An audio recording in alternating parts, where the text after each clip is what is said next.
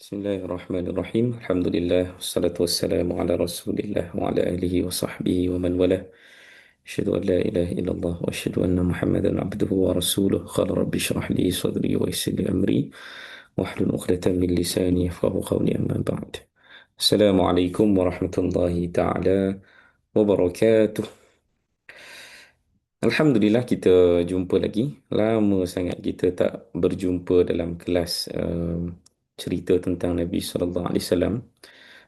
Meskipun kalau di baik di Sirah Center ataupun Pondok Sirah tu acaranya banyak je lah kan. Cuma dari sudut pertemuan CTN kita ni baru kita nak sambung balik lah. Dan antara bahayanya kelas sirah ni adalah mungkin ada satu rasa urgensi untuk kita ikuti secara committed kan, sebab di kelas yang panjang tadi pun Cik Irfan sebut 100 100 siri. Itu jumlah yang bukan saya main sebut je lah, memang itu dijangka kan. Sebab pengalaman selama ni mengajar sirah di mana-mana memang tak pernah habis pun, walau sudah dekat 80-90 siri buat, masih tak pernah habis. Maka saya harap saya akan mula habiskan sirah di sinilah, di tempat kita ni. Maka jangan risau walaupun ia kelas yang panjang, tapi saya cuba pastikan setiap sesi itu kalau kita tengok secara terpisah daripada sesi lain pun, ia tetap akan membantu kita untuk dapat manfaat daripada sirah Nabi sallallahu alaihi wasallam. Okey. Dan juga saya minta keuzuran sikit lah, suara saya baru nak elok ni. Maka kalau suara saya tidak seceria dan semerdu sebelum ni, saya mohon keuzuran juga. Tak dapat nak highkan lagi dia punya pitch setakat itulah. Okay. Jom kita masuk terus dengan masa yang kita ada. Yang terakhir. Yang terakhir kita sudah pun membincangkan tentang keturunan Nabi sallallahu alaihi wasallam. Bahkan sejak daripada Adam alaihissalam kan, kita bawa turun sampailah kepada Qusay. Dan kita cuba untuk menghayati satu demi satu babak dalam cerita keturunan Nabi ini, untuk kita memahami bagaimana terpilihnya Nabi sallallahu alaihi wasallam. Dan itu bukan apa yang saya sebut pun. Ini yang Nabi sallallahu alaihi wasallam sendiri sebut, ini yang Nabi dididik sendiri oleh Allah Taala, bahawa Nabi itu Mustafa. Kan kita sebut Muhammad Mustafa kan. Dengan maksud Muhammad itu adalah yang terpilih setelah disaring-saring keturunan terbaik di bumi ini kan. Jalur keturunan yang terbaik itu ia akan menghasilkan seorang Nabi sallallahu alaihi wasallam. Itu idea Mustafa. Dan sebab tu kita nak baca tentang keturunan Nabi. Dia bukan semata-mata maklumat yang berlambak kita nak terokai. Ia adalah tentang kita nak menghargai sesuatu yang Allah Ta'ala sendiri hargai, yang Nabi SAW sendiri hargai. Dan saya nak tambah lagi satu sudut pandang, sebab ini slide yang sama. Maksudnya halaman yang tuan-tuan tengok ni, mungkin siapa ingat slide yang lepas, saya pun sentuh halaman yang sama. Okay. Ada satu ucapan ataupun petikan daripada sebuah kitab Dr. Muhammad Abu Syahbah, Sirah Nabawiyah juga. Petikan tu saya sangat sangat kagumi apa yang dia tulis. Kerana beliau menyebutkan betapa pentingnya Nabi sallallahu alaihi wasallam untuk lahir daripada keturunan yang mulia ni. Ya. Kerana zaman itu orang sangat menilai keturunan. Sebab Islam adalah agama yang akan menghancurkan obsesi kita kepada keturunan ni. Kan maksudnya siapa pun ibu ataupun ayah kita, dia tidak tentukan siapa kita. Kan? Walaupun mak ayah kita adalah ahli syurga, ataupun mak ayah kita adalah orang saleh, ulama ke, orang baik ke, dia tidak menentukan anak itu bagaimana. Kan? Walaupun mak ayah itu adalah ahli maksiat, apa nama ni, penghuni penjara, kan, pengisap dadah ke, kan? Siapa sajalah mak ayah itu, seteruk mana pun maksiatnya, dia tidak akan memberikan kesan kepada anaknya itu dari sudut kehormatan dan kemuliaan. Ini yang Islam ajar, kan. Islam telah mengubah hal tersebut. Tapi kita kena faham realiti menjadi seorang Arab Quraisy pada zaman itu, dan Nabi berada kat situ. Nabi berada di tengah masyarakat Arab itu yang sangat obses kepada keturunan. Kan? Yang kesan langsung kalau seseorang itu anak kepada ahli zina, memang dia akan dibenci, memang dia tidak akan dihormati, dia tidak akan dapat penghormatan.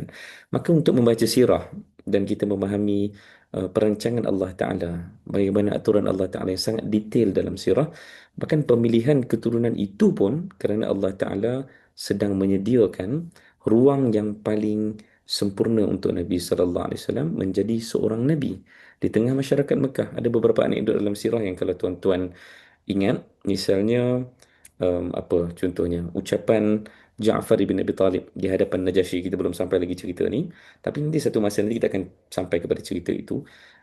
Ja'far ibn Abi Talib akan berdebat ataupun berhujah di hadapan Najasyi, dan ucapan dia bermula dengan dia adalah permulaan tu dia punya mukadimah tu, tapi dia akan sampai ke kemuncaknya beritahu bahawa kami didatangi oleh seorang Nabi yang kami kenal keturunan dia. Kami kenal ketulusan dan kemuliaan keturunannya.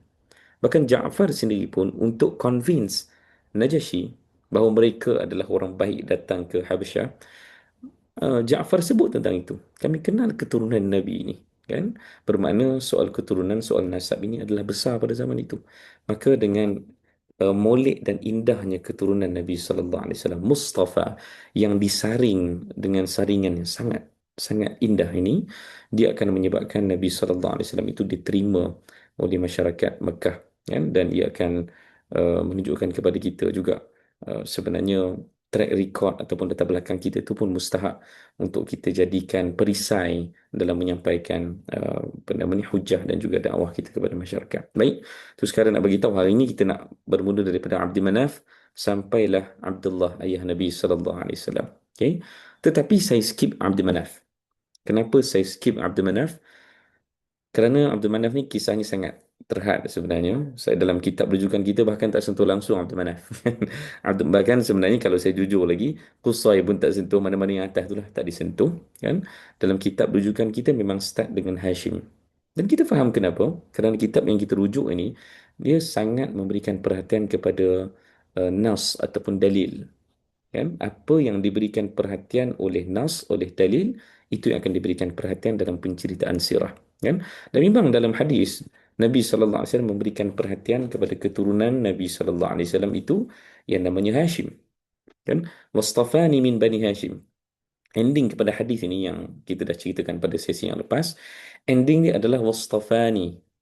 Dalam saringan tersebut, saringan yang paling jernih itu yang akan menghasilkan apa tapisan terakhir itu adalah tapisan daripada Banu Hashim. Maka kita akan start dengan Hashim. Kalau kita boleh sentuh sikit Abdul Manaf pun, mungkin kita nak sebut tentang legacy generasi sebelum itu yang diwarisi oleh Abdul Manaf. Qusay bin Kilab adalah um, um, apa nama pemuka besar Quraisy, kan? Keturunan Nabi sallallahu alaihi wasallam itu adalah orang-orang besar Quraisy yang dirujuk sebagai Quraisy. Maka Abdul Manaf meneruskan legasi itu saja. Tapi Hashim akan memberikan kesan berbeza kepada kita. Okay? Maka kita akan ceritakan tentang Hashim. Yang nama asal Hashim ini adalah Amru. Hashim nama asalnya adalah Amru. Siapa Hashim? Moyang Nabi sallallahu alaihi wasallam. Kita semakin dekat dengan Nabi. Dan moyang Nabi sallallahu alaihi wasallam yang seorang ini Hashim. Okay?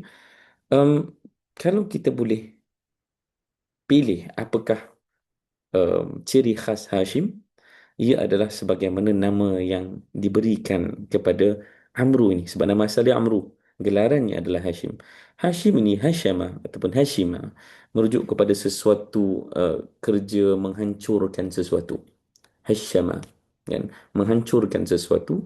Yang dalam kitab yang kita rujuk, bahkan dalam banyak kitab sirah yang lain akan menceritakan bahawa Hashim ini terkenal sebagai seorang yang sangat suka memberi makan kepada orang, kan? Dan kerja dia adalah menghancurkan gandum-gandum itu supaya boleh diadun dengan air ke apa, sehingga menjadi satu makanan yang boleh dijamah lah, kan? Dan Hashim memang simbol kepada gandum yang dihancur-hancurkan itu. Kerana Mekah, kalau kita boleh letakkan satu bayangan, memanglah cerita keturunan Nabi itu luar biasa. Kan? Memang kita dah cerita tentang Qusay bin Kilab. Kita dah cerita bagaimana Nabi Ibrahim alaihissalam dengan Nabi Ismail alaihissalam akan bersama dengan Jurhum, kan? Dia akan beripar dua dengan Jurhum. Dia akan membangunkan Mekah menjadi satu pekan. Tapi janganlah bayangkan pekan itu macam pekan Kelang ke Kuala Kangsar ke. Dia adalah pekan yang memang sangat daif. Dia adalah pekan yang sangat daif. Sehingga dalam beberapa periwayatan sirah menceritakan pada zaman Hashim, yang ini akan menjadi turning point kepada Hashim, bila dia melihat bagaimana di jalanan Mekah itu, di lorong-lorong Mekah, dia melihat orang mati hanya semata-mata tak dapat akses kepada perkara yang paling asasi dalam kehidupan, iaitu makanan dan minuman. Mati kerana itu, kan? Mati semata-mata kerana kebuluran.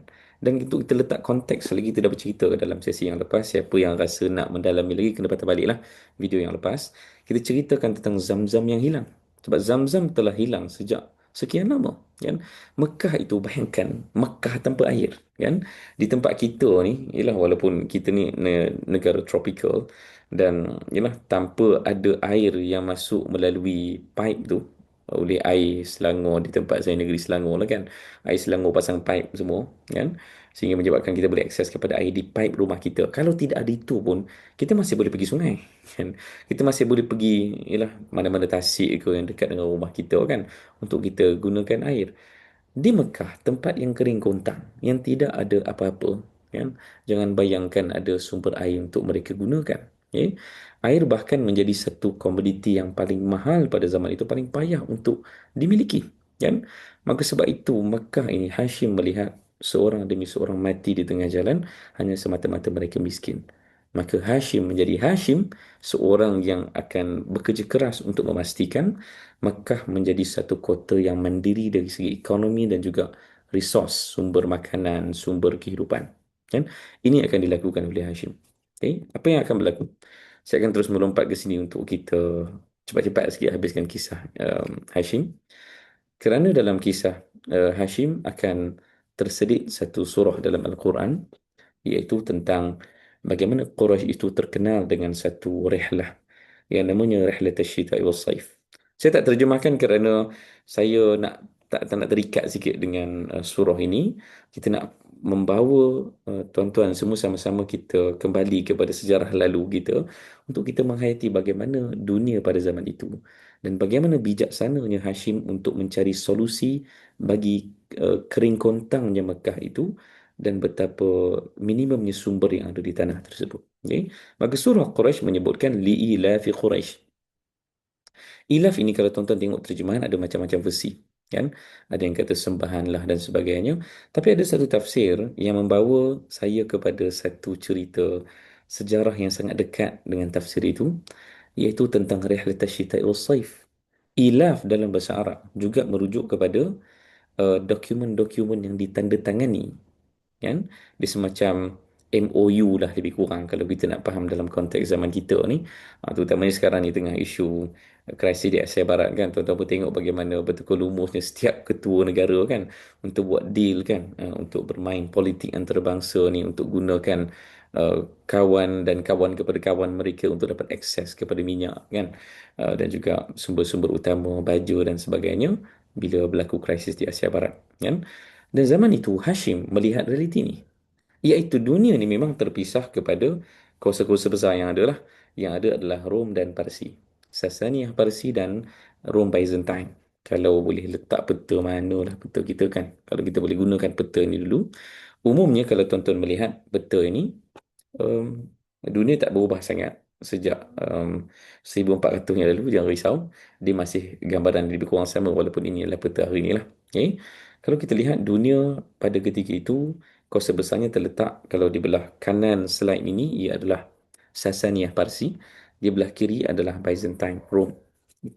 Itu umumlah nak sebut. Dan laluan dagang ni dah, orang manusia dah buat trading ni sejak awal kehidupan lagi. Okay? Dan zaman Nabi SAW ada satu laluan namanya laluan sutra ataupun Silk Road. Tuan-tuan boleh Google, boleh cari. Laluan sutra ini adalah laluan dagang antara timur dan barat, kan. Dia akan semakin rancak lagi lah, akan ada laluan maritim dan sebagainya, tapi laluan utama adalah laluan darat. Dan mereka akan menggunakan laluan ini untuk membeli barang-barang daripada barat dibawa ke timur, dan barang-barang daripada timur akan dibawa ke barat. Ni basic trading lah, dan ini basic business, kan. Orang perlukan barang, kita ada barang tu kita jual, kan.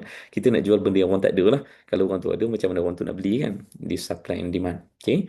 So ini adalah Silk Road yang merentang daripada paling jauh mungkin China lah pada zaman itu, kan, dan disampailah ke Venice, Itali, ataupun mungkin ada kan extension ke belah-belah Eropah yang hujung lagi. Tapi antara pit stop ataupun R&R yang utamanya adalah Venice, termasuk Dimash, kan, Syria, Dimashq ataupun Damaskus. Di Syria ni juga adalah salah satu daripada pit stop yang besar. Stesen besar untuk laluan sutera ni, laluan dagang, laluan sutera namanya. Antaranya adalah di Dimash ataupun di Syria. Dan salah satu daripada tempat tersebut namanya adalah Busra. Yang nanti kita sampai kepada kisah Abu Talib, Nabi membesar, Nabi akan pernah berdagang dengan Abu Talib ke sana. Busra, Syam. Okay. Umumnya, itulah laluannya di utara. Saya lupa nak letak satu garisan untuk membayangkan laluan itu bagaimana. Sekarang ni Mekah di selatan. Tuan-tuan akan tengok sampai hari ini pun kawasan di selatan itu berwarna brownish, gelap-gelap sikit kan. Dia memberi gambaran tentang apakah tempat tersebut. Dia kering kontang, tak ada apa-apa kan. Dan memang ia bukan laluan dagang utama pun. Kalau di Aden, Yaman, di selatan tu dia ada laluan maritim juga. Tapi mereka hanya, dia tidak secara intensif dilakukan. Saya cuba buat carian juga. Okay? Tapi memang tidak intensif sangat pelabuhan-pelabuhan yang berada di selatan. Maka Mekah ni terputus daripada laluan dagang dunia. Maka apakah bijaksananya Hashim? Li'ila fi Quraisy. So apa dibuat? Kerana Rom dan Parsi ni dia saling berperang, Hashim ada satu idea.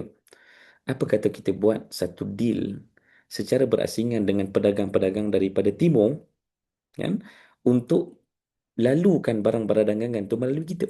Dia akan turun ke selatan dulu melalui Makkah. Kemudian daripada Makkah dia akan bawa ke utara melalui jalan Syam. Kan? So Mekah ni neutral. Kan? Mekah ni adalah satu negara ataupun satu tanah yang neutral. Kan? Dia tidak memihak kepada mana-mana kuasa besar lah sebab dia terpisah siapa ambil kisah pasal dia. Tapi itu satu kelebihan. Kerana ia akan menyebabkan Mekah boleh menawar kepada dua-dua grup ni. Kalau orang barat nak pergi timur pun boleh lalu Mekah. Kalau orang timur nak pergi barat pun boleh lalu Mekah. Dengan bayaran yang lebih rendah. Macam sekarang kan. Hormuz Strait tu kan. Yang apa yang Selat Hormuz yang disekat tu kan kena bayar bayaran tinggi kan. Maka mana-mana kuasa dunia yang neutral ataupun ambil kesempatan dia boleh je minta laluan dia yang lebih murah ke apa kan. Dan inilah kebijaksanaan Hashim, dia tawarkan ilaf, dokumen-dokumen yang ditandatangani untuk mereka bawa barang-barang dagang daripada timur lalu Mekah untuk naik ke utara pergi ke Syam. Okay? Kalau kita boleh faham, rihlat asy-syita'i was-saif. Ada dua rihlah. Ada dua musafir ke utara dan ke selatan. Pada musim sejuk dia akan pergi selatan, pada musim panas dia akan pergi ke utara. Kan? Maka inilah hebatnya strategi Hashim untuk menyelesaikan isu ekonomi di Mekah. Sebab bila Mekah terlibat dengan lifeline ni, laluan dagang, of course dia akan dapat keuntungan. Dan ketika itulah kita boleh membayangkan Hashim berjaya mencipta satu apa empayar kekayaan yang luar biasa. Sebab ini saya bawa gambar ni. Ini gambar yang saya cuba cari juga macam-macam gambar-gambar di arkib yang saya cuba cari. Salah satunya adalah gambar ni. Yang ini sangat menarik sebenarnya kalau tuan-tuan boleh hayati. Ini adalah marmar dan kita boleh nampak banyak kalau siapa yang ada uh, tahu sikit tentang bacaan inskripsi, dia ada beberapa petanda yang menunjukkan keajaiban inskripsi ini kan, iaitu yang pertama ini adalah marmar yang dihasilkan di Rom. Ini marmar milik Rom, bukan milik orang Arab. Masalahnya ada unta kan. Bila ada unta, tafsirannya apa? Unta bukan haiwan di Rom. Unta adalah haiwan khusus daripada Arab, daripada Yaman ke Hijaz ke Najd naik ke Syam kan. Maka ini memberikan satu gambaran bagaimana akrabnya hubungan Makkah ataupun hubungan tanah Arab ni dengan Rom. Dari sudut mereka lah akan menjadi orang tengah yang akan supply, menjadi trader di tengah ni lah untuk supply barang ke Syam, ke barat kan. Dia akan memudahkan peniaga walaupun dia mungkin dari sudut pemerintah mereka berperang lah banyak kali kan, tapi gaduh lah banyak kali pun yang penting perniagaan tu lancar kan, sebab peniaga dia tak sama dengan pemerintah kan. Maka peniaga-peniaga ni dia nak survive. Sebab tu dengan adanya Mekah dia akan menyelamatkan ramai peniaga di timur dan barat sampai menjadi satu susunan marmar yang dijatahkan di Rom, menunjukkan betapa besarnya sumbangan Lailatul Syita'i was-Saif kan. Inilah li'ila fi Quraisy, inilah perkara yang dibangga-banggakan oleh Quraisy kerana ini menyelamatkan mereka daripada kemelut apa nama ni, kemiskinan dan juga kefakiran. Okey, maka ini menyelamatkan orang Mekah. Ini adalah gambaran Busra Syam. Ini nanti kita akan petik lagi gambar ni bila kita sebut tentang Nabi SAW akan membesar dan akan bersama dengan Abu Talib dalam kafilah dagang Abu Talib menuju ke Syam. Dan dalam sirah pun ada banyak cerita Abu Sufyan dan sebagainya yang akan ulang-alik ke Syam. Ini adalah tempat yang dimaksudkan, Busra, Syam, runtuhannya lah. Okey. Um, Hashim bukan semata-mata itu. Setelah Hashim menjadi orang kaya, bukanlah dia kaya, kan? Dia mendapat kehormatan itu kerana dia keluarkan idea itu, dan akhirnya ini menjadi satu lifeline yang menyelamatkan Mekah daripada kemiskinan dan kefakiran. Okay? Maka Mekah akhirnya boleh survive.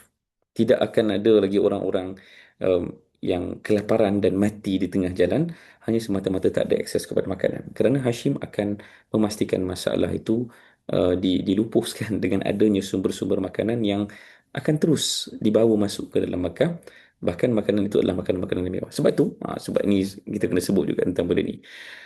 Bila dikaji, kan, saya cuba juga melihat beberapa nama orang di Mekah. Sebab nama-nama kita ni dia ada sejarah. Kan? Contoh macam nama saya Khubaib kan. Mana ada orang Melayu nama Khubaib? Kan? Mana datang nama saya kalau bukan kerana ayah saya belajar di Mesir. Bila ayah saya belajar di Timur Tengah, bila adanya orang-orang yang dihantar belajar agama di Timur Tengah, barulah orang Melayu ni berkenalan dengan cerita-cerita sahabat, cerita dalam sirah, sehingga akhirnya kita menamakan anak-anak kita dengan nama-nama yang canggih ini, nama-nama Arab. Kan? Khubaib bukan nama Arab. Kan? Kalau nama Melo, Melati memang nama Arab. Sama juga di Mekah. Kan?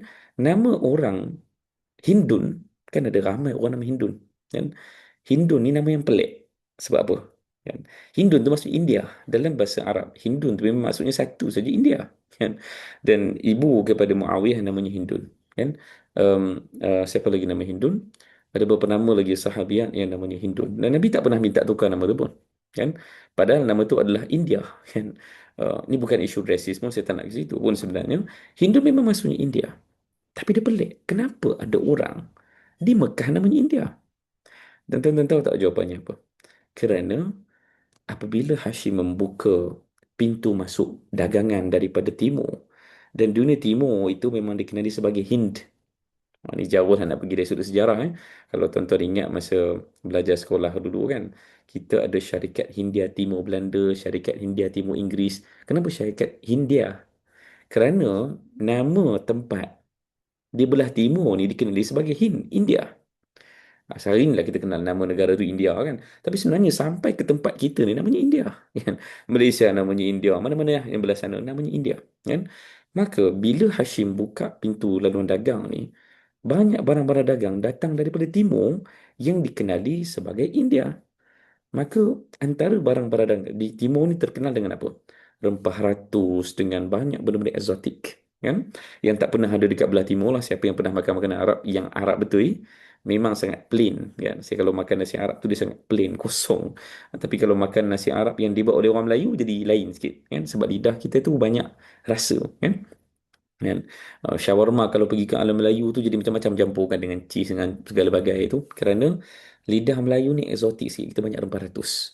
Dan orang Arab kerana sangat kagum dengan uh, segala barang yang eksotik daripada timur, mereka menamakan anak-anak mereka Hind, India, untuk menyatakan bahawa anak aku ni anak yang eksotik. Anak yang rare lah ataupun cantik yang unik kan. Maka dari situ datangnya nama anak-anak orang Arab Hind. Supaya kita tak pelik sangat lah kan. Dia kena rasa pelik lah kalau jumpa nama nama orang Arab, nama India kan.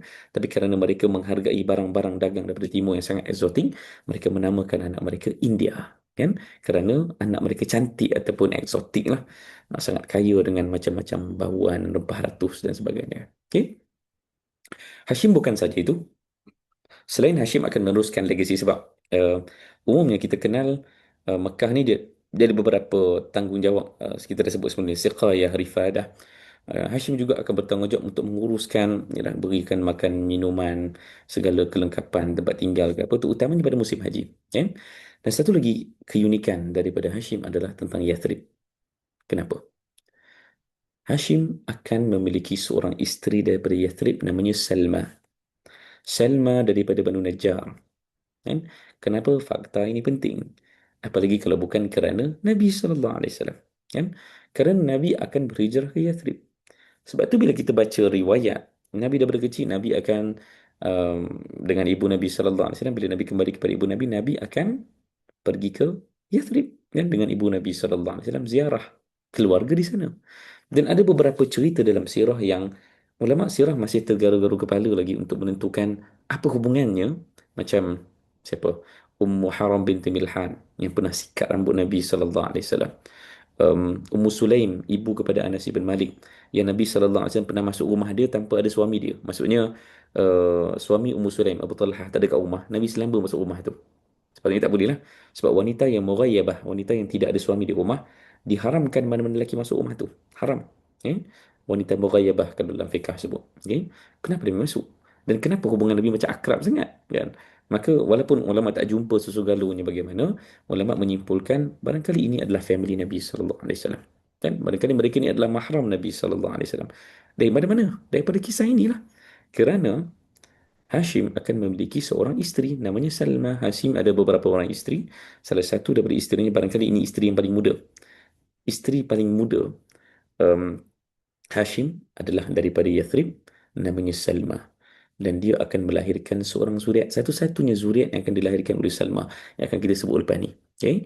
Tapi Hashim selepas bernikah dengan Salma, tak sempat pun melihat kelahiran anak-anak tu nanti. Hashim akan berkeluar lagi, sebab Hashim ni dia akan ni lah, orang niaga ni, ketua negara kan, dia akan ada banyak benda dia kena buat, dia kena banyak buat networking dan sebagainya. Maka tempat terakhir Hashim adalah di sini, iaitu di Gaza. Kan? Betapa simboliknya cerita Hashim, cerita keturunan Nabi SAW ni, kalau kita boleh petik ibrahnya, saya rasa 2-3 kali sesi pun takkan habis lah. Sebab banyak sangat berkaitan dengan apa yang akan berlaku kepada Nabi SAW. Sebab Nabi akan ada projection jihad sampai ke Syam. Projection dakwah Nabi SAW yang paling utama adalah Syam dulu. Dan amat simbolik kerana Gaza sebagai pintu masuk ke Syam, walaupun dia dapat belah Mesir lah kan, tapi tetap di selatan Syam itu adanya Gaza, kan? Dan Gaza itu adalah tempat wafatnya Hashim. Moyang Nabi SAW wafat di satu tempat namanya Gaza. Sebab tu Gaza ini dikenali juga dengan nama Ghazatu Hashim. Kan? Nama lain Gaza adalah Ghazatu Hashim. Dan ini adalah Masjid Sayyid Hashim. Kalau tuan-tuan Google dekat internet, tuan-tuan akan jumpa masjid ataupun Jami' Sayyid Hashim yang berada di Gaza. Dan berapa kali dah masjid dah hancur pun. Gambar belakang tu gambar tahun 2023 kot. Siapa lagi yang melepaskan roket itu kalau bukan Israel kan, yang menghancurkannya. Tapi yang serangan yang terkini yang sejak 2023 tu, saya rasa masjid ni survive. Dia hanya terkena serpihan-serpihan saja. Dia tidak hancur macam tahun 2020, 2011 tu. Saya tak ingat bila exactly masjid ni betul-betul pernah hancur. Okay? Maka Hashim akan wafat di Gaza. Kan? Satu perkara yang sangat besar maknanya, terutamanya kepada Nabi SAW, yang akan tahu moyang Nabi ada di sana. Kan kita kan macam tu kan, kalau kita ada moyang kita tak jauh mana pun, kita tahu lahir di Manchester ataupun wafat di Liverpool. Kan? Ini banyak kan siapa yang ada saudara mara di Liverpool akan tahu di sana ada perkuburan orang Melayu kan. Zaman orang Melayu berdagang dulu, akan ramai pedagang-pedagang Melayu yang akan meninggal dunia di sana, dan ada perkuburan orang Melayu di sana kan. Maka keturunan anak cucu cicit mereka walaupun tak pernah pergi Liverpool, tapi bila tahu itu adalah makam matuk mereka, kan akan rasa belonging kan kepada tempat tu. Kita rasa kita ada kaitan dengan tempat itu. Dan ini akan berlaku kepada Nabi sallallahu alaihi wasallam. Bila Nabi tahu moyang Nabi sallallahu alaihi wasallam, makamnya di Gaza dan menuju ke Syam.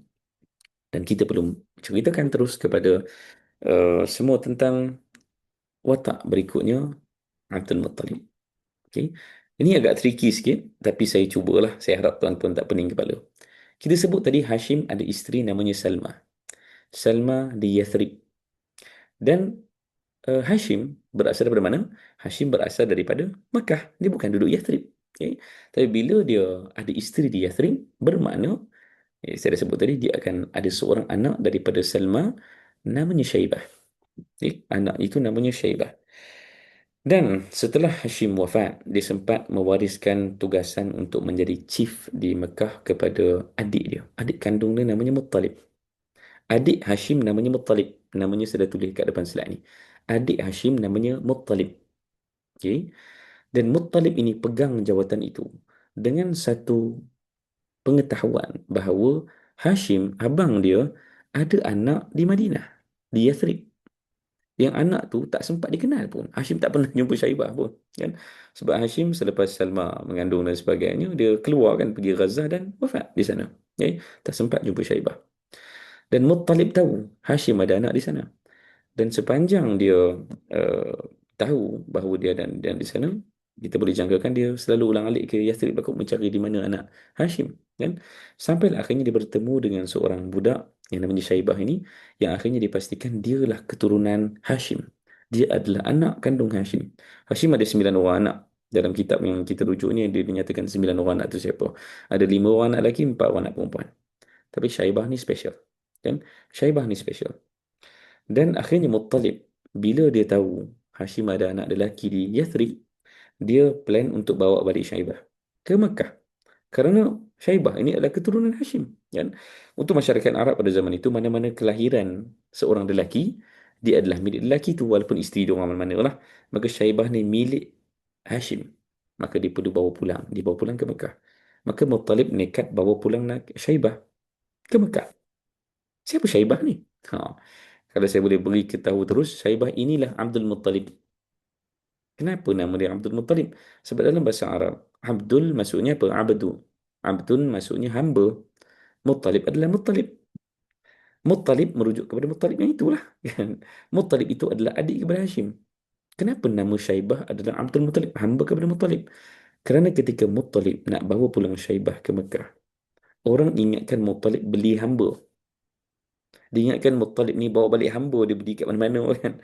Sebab Muttalib pun suka travel juga, maka dia bawa balik seorang budak, remaja lagi masa itu Syaibah ni. Maka dia bawa pulang ke Mekah, orang ingatkan Muttalib bawa hamba. Rupanya hamba itu adalah anak kepada Hashim. Dan Hashim nama yang sangat agung. Kita boleh bayangkan Hashim ni menjadi punca kenapa ada Mekah itu menjadi satu pekan besar.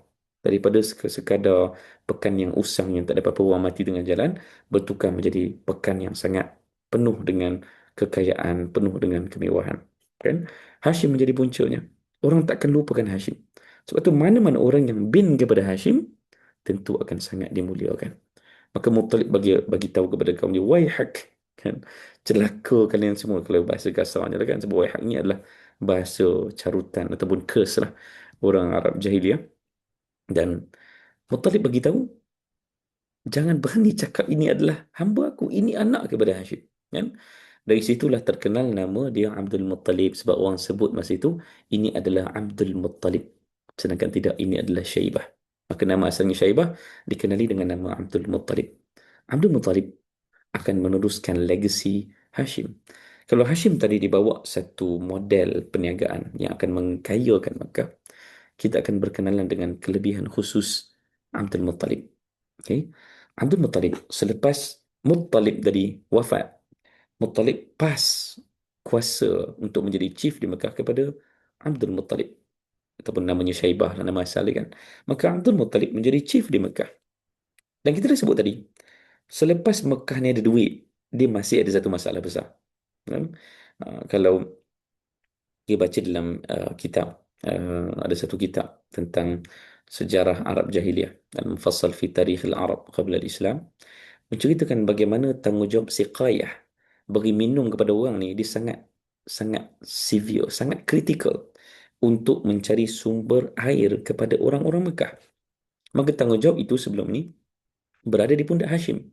Sekarang bila sampai giliran Abdul Muttalib, dia kena tanggung benda tu. Siqayah, kena cari air. Kan? Bukan senang kan, boleh bayangkan tak ada air, tak ada sungai dan sebagainya. Kat mana nak cari air? Kan? Maka Abdul Muttalib akan menguruskan masalah tersebut. Dialah orangnya yang akan bertemu semula dengan Zamzam. Kan? Zamzam yang telah dihilangkan setelah sekian lama, kan? Berpuluh-puluh tahun hilang daripada uh, pengetahuan di manakah tempatnya, di mana di celah mana telaga yang dikampuskan itu, mereka tak pernah jumpa. Kan? Hanya Abdul Muttalib yang akan selesaikan masalah tersebut. Dan ini ada keajaiban sedikit. Kerana walaupun ini bukan hadis, tapi ia adalah satu riwayat yang disepakati oleh ulama sirah. Kebanyakan kitab sirah Nabawiyah akan bawa riwayat ini. Itu cerita tentang mimpi Abdul Muttalib. Abdul Muttalib bermimpi. Dan mimpi tersebut, kalau saya boleh ringkaskan, sebab riwayatnya panjang sebenarnya, Abdul Muttalib mimpi bermalam-malam, mimpi yang sama. Mimpi itu ada seseorang katakan kepada dia, pergi gali dan cari benda ni. Carilah taibah, dalam satu riwayat sebut. Kan? Malam yang lain dia kata, carilah Zamzam. Kan? Dia macam berkias-kias lah dalam mimpi kan, suara tu beritahu kepada Abdul Muttalib untuk dia gali di tempat sekian-sekian, tapi Abdul Muttalib sentiasa mengabaikan kan. Pergi sekadar gangguan tidur ke apa kan, mimpi kadang-kadang kita buat tak layan pun kan. Tapi bila ia mimpi yang sangat konsisten berkali-kali, maka akhirnya Abdul Muttalib ambil keputusan untuk bawa anak dia, sebab anak dia Al-Harith, anak Abdul Muttalib ni berbelas-belas anak dia kan, termasuk ayah Nabi SAW. Maka anak sulung dia ketika itu yang dah besar sikit, dah dewasa, dipanggil sama-sama untuk menggali di satu tempat ni. Di dalam gambar ni tuan-tuan akan nampak tempat ni kat mana. Tapi boleh bayangkan pada zaman sebelum itu, barangkali tempat ini adalah celah-celah rumah orang kan. Zaman sekarang dia ada gambar ke tak? Saya lupa nak letak gambar. Kalau tuan-tuan boleh Google, cari Bir Zamzam, jadi satu tanda di tempat tawaf tu, ditandakan tempat di manakah telaga Zamzam yang asal. Sebelum akhirnya ditutup lah kan. Zaman sekarang ditutup dengan marmar dah atas tu. Tapi saluran pipe ni semua masih ada kat bawah tu lah. Tapi ditutup kan. Sejak tahun 1980-an. Saya tak ingat exactly bila. Tapi sebelum tu dia ada satu bangunan khas. Kan? Ada masa nanti kita tengok gambar bangunan tu. Nanti kita letak dalam grup kita. Di mana ketika itu dia ada satu bangunan khas untuk menutup satu kawasan Telaga Zamzam. Okay. Dia sangat dekat dengan Kaabah. Dan boleh bayangkan esok pagi tu ramai pemuka-pemuka Quraisy tengok Abdul Muttalib dengan anak dia duduk gali tempat ni. Dan mereka tahulah kan. Yelah lambat laun bila tengok gali tu melampau sangat kan. Kalau gali cungkir sikit-sikit mungkin orang tak kisah pun. Tapi sekarang galiannya tu semakin dalam sebab telaga tu jauh di dalam. Kan? Maka akhirnya orang Mekah dah mula kecoh. Adakah Abdul Muttalib tahu di mana telaga Zamzam? Kan? Sehingga mereka akhirnya mengugut Abdul Muttalib, kalau dapat telaga tu esok, jumpa esok, kita kena share lah. Mana boleh bolot seorang. Kena share. Lalu mereka bergaduh. Ya, mereka mula bergaduh dan bertarung untuk menentukan siapa yang akan dapat benda ni. Ini adalah benda, adalah satu komoditi, satu barang yang lebih mahal daripada emas. Kan? Kerana kalau ada emas banyak mana pun tapi air tak ada. Apa makna kehidupan kan? Sebab air ini adalah segala-galanya. Alma, air adalah kehidupan. Kan? Dan akhirnya benar-benar betul apa yang mimpi Abdul Muttalib beritahu kepada dia. Di situlah terletaknya telaga Zamzam, maka terpancurlah air yang selama ini bertahun-tahun hilang daripada pandangan orang Mekah.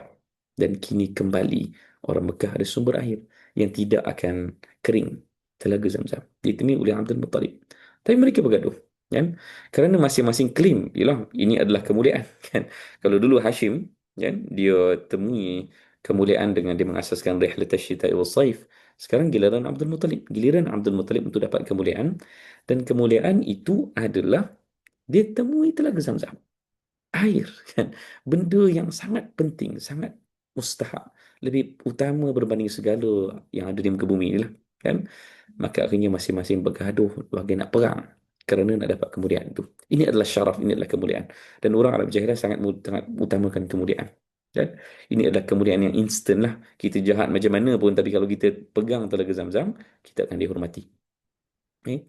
Maka akhirnya mereka bergaduh dan mereka akhirnya ambil satu keputusan, kita kena minta pandangan seorang pawang ni. Zaman tu kan, mana mana ada cara untuk menenangkan masalah kecuali kena jumpalah bomoh-bomoh pawang ke apa untuk menentukan nasib mereka. Kan? Maka mereka cakap, mari kita jumpa seorang pawang ini, dan pawang itu berada di Syam, jauh. Daripada Bani Sa'ad katanya. Jauh berada di Syam. On the way ke sana lah. Di perbatasan Syam. Kerana kita nak minta pandangan dia, telaga ni milik siapa. Kita ikut cakap dia. Kan? Maka daripada bergaduh perang semua, akhirnya mereka bersetuju. Setiap keluarga hantar wakil untuk pergi ke Syam, berjumpa dengan pawang tersebut, tentukan telaga ni milik siapa. Dan apa yang berlaku selepas itu, ketika mereka on the way ke sana, kan, bayangkan perjalanan jauh, barangkali naik unta dan dah lah tak ada air di Mekah kan, baru pertama kali ada air kan, dan musafir jauh ni sangat membebankan kan. Dia antara soal mati dan hidup lah kan kalau musafir jauh pada zaman itu kan. Apa yang akan berlaku di tengah jalan, mereka akhirnya tak larat nak meneruskan perjalanan. Sumber makanan dah habis, barangkali mereka sesat ke apa. Siapa yang pernah musafir di tempat yang tak ada, tak boleh nak navigate ya, duduk tengah hutan, hiking ke apa kan, boleh bayangkan betapa paniknya keadaan tu. Barangkali mereka panik jadi sesat dan sebagainya. Sumber makanan pun habis, sumber air pun habis. Akhirnya Abdul Muttalib berikan satu arahan kepada semua, masing-masing gali kubur masing-masing. supaya tak menyusahkan orang lain kalau mati. Kan? Bagi galilah kubur masing-masing, kita ready untuk standby untuk mati je lah. Maka masing-masing pun gali, lebih kurang ada, katakan ada 20 orang. Mereka gali kubur masing-masing. Ketika Abdul Muttalib gali kubur dia, sekali lagi dia bertemu dengan telaga. Kan? Dia jumpa air lagi. Masya Allah kan. Dan akhirnya mereka yang berada di situ akhirnya berserah diri lah kan. Kan? Mereka kata kalau beginilah Abdul Muttalib punya keajaiban, ambillah hak Telaga Zamzam tu. Maka mulai hari itu Telaga Zamzam dinobatkan kepada Abdul Muttalib dan segala kemuliaan akan kembali kepada Abdul Muttalib. Abdul Muttalib adalah seorang giant kan. Abu Jahal ketika nak pengaruhi Abu Talib untuk tinggalkan Nabi sallallahu alaihi wasallam dia sebut Abdul Muttalib. Senang aja kan. Cerita hari wafatnya Abu Talib. Kan Abu Jahal akan petik nama Abdul Muttalib. Takkan kamu nak tinggalkan millat Abdul Muttalib? Takkan kamu nak tinggalkan nama Abdul Muttalib yang agung ni dan ikut Muhammad? Kan? Ini nama yang sangat mulia, sangat besar dalam kalangan orang Arab jahiliah. Kan? Itulah kisah Abdul Muttalib yang pertama. Dan kisah kedua Abdul Muttalib tentu sekali adalah tentang tentera bergajah. Okay? Inilah kisah yang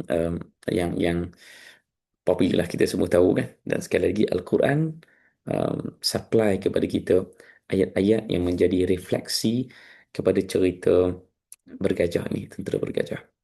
Dan kalaulah kita boleh ringkas-ringkaskan sikit dengan masa yang kita ada ni, sebab saya yakin kebanyakan daripada kita maklumat-maklumat asas tu ada kan, tapi mungkin saya nak ambil sudut pandang dan mendetailkan apa yang perlu. Kalau kita boleh berkenalan sedikit dengan Abraha, ya, untuk faham dari mana datang orang jahat ni kan. Dia ada lagi lah benda-benda yang lebih besar yang saya rasa kalau nak cerita dia akan pergi jauh sangat. Maka kita kuncupkan sikit cerita ni, konteks dia untuk kita faham. Abraha ni dia berada di Yaman. Dan Yaman ketika itu adalah kota satelit kepada Habsyah. Okay? Dan Kristian. Dan bila Abraha dia nak dapat kuasa, nak dapat pengaruh, dia memikirkan bagaimana untuk dia dapat mempengaruhi keseluruhan tanah Arab. Sebab Yaman ni Arab. Yaman ini adalah um, salah satu daripada perbatasan ataupun area yang dianggap sebagai tempat orang Arab. Dan kaum-kaum terdahulu Ad dan Thamud pun kalau mengikut Dr. Ahmad Jallat, seorang pengkaji Arab Purba, dia akan mengatakan Arab-Arab Purba ni lebih sesuai dan dia lebih setuju bahawa Arab-Arab ni berada di belah selatan, di belah Yaman tu. Kan? Kisah Ashabul Jannatain kan, pemilik dua kebun pun berada di Yaman juga. Kan? Maka ini adalah tempat Arab. Maka Abraha kalau dia nak conquer, nak dapat kuasa dalam kalangan orang Arab, dia perlu jadikan Yaman sebagai kiblat orang Arab. Maka bila dia melihat di Mekah, sebab Mekah menjadi pusat orang Arab. Orang pergi tunai haji dekat sana. Kalau nak berdagang pun akan lalu Mekah. Dan Mekah ni menjadi satu pusat kepada orang Arab. Sedangkan dia di tengah padang pasir. Yaman lebih strategik sebenarnya. Yaman dekat dengan laut. Yaman ada Aden, ada port, ada pelabuhan. Kan? Dan Yaman pun ada civilization, ada tamadun yang tersendiri. Dan ada berapa banyak tamadun-tamadun Arab lama, Lakham, Himyar yang pernah berada di situ. Dan sekarang Abraha berada di pentas itu. Bila dia melihat Mekah mendahului dia, dia memikirkan bagaimana untuk mengatasi Mekah. Dan tuan-tuan boleh Google ni, Gharqatul Qulais ataupun senang cerita ini adalah kanisah ataupun church lah, kan, gereja yang dibina oleh Abraha. Dan ini tinggalan Saki Baki je lah, dia bukanlah ada binaan besar begitu kan. Saki Baki mungkin tapak kepada gereja Qulais yang dibina oleh Abraha untuk mengatasi Kaabah. Memang ini dicatatkan, ada inskripsinya. Kalau tu saya letak kat situ rupanya. Ada inskripsi Abraha yang menceritakan tentang bagaimana kebencian dan juga cemburunya dia kepada Kaabah. Kerana Kaabah menjadi pusat kepada orang Arab. Inskripsi ni maksudnya apa? Dia adalah bahan sejarah. Mungkin dicatat atas batu dan sebagainya. Kan? Dia macam kalau di tempat kita ada apa? Ada batu bersurat Terengganu kan. Itu adalah inskripsi yang ditulis. Tapi dia bahasa yang lebih jelas lah kan. Tapi kalau dia apa? Dalam bentuk tulisan-tulisan purba yang tak difahami ni, dia lebih rumit lah. Tapi ada orang yang dekod dan memahami inskripsi ni menceritakan bagaimana ada beberapa perkataan yang melambangkan hubungan Abraha dengan Mekah yang sangat negatif. Kan? Dia benci dengan Kaabah dan sebagainya. Dan juga ada perkataan yang melambangkan gajah dalam inskripsi ini. Menunjukkan cerita gajah ni real. Kan? cerita gajah menyerang Kaabah itu adalah real, dicatatkan dalam inskripsi tersebut. Maka Abraha, apa dia buat? Dia buat gereja macam Kaabah lah dekat Yaman.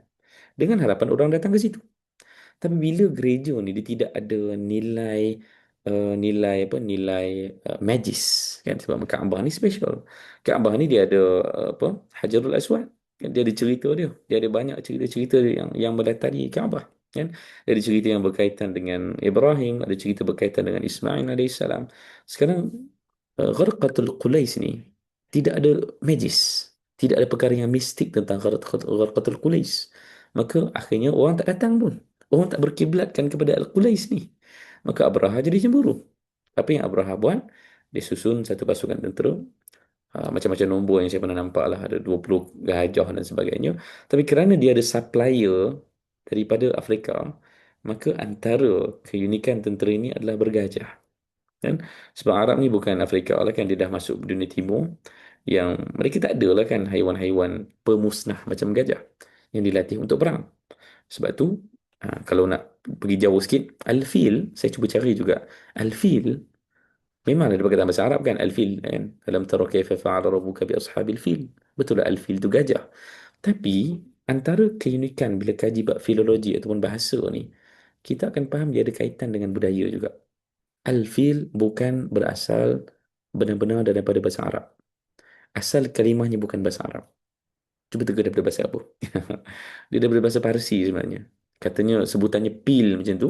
Tapi kerana Arab tidak ada huruf P, tidak huruf pa, orang Melayu ada huruf pa kan. Maka akhirnya disebut fil, merujuk kepada gajah. Kerana gajah tak ada dekat tanah Arab. Mana ada?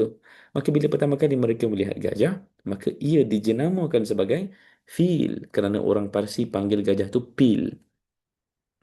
Apa kaitan dengan Parsi? Kerana Yaman ni dia bercampur sikit dengan orang-orang Parsi yang ya sebab asalnya sebelum itu dia adalah tamadun-tamadun yang ada kaitan dengan sasaniah Parsi. Maka mereka ni barangkali berbahasa Parsi. Okay? Walaupun dari sudut kiblat politiknya adalah ke Afrika, ke Habsyah. Okay? Sorry banyak sangat sebut ni tapi maklumat tu berlambak dekat kepala ni macam mana nak lepaskan satu demi satu kan untuk sampai kepada cerita kita. Akhirnya gajah-gajah ini dibawa ke Makkah dan berhadapan dengan Kaabah. Kan? Dan di sini ada cerita yang tak tahu dia boleh dilihat dengan macam-macam sudut pandang. Tapi di situ adanya Abdul Muttalib, kan? Di situ adanya Abdul Muttalib.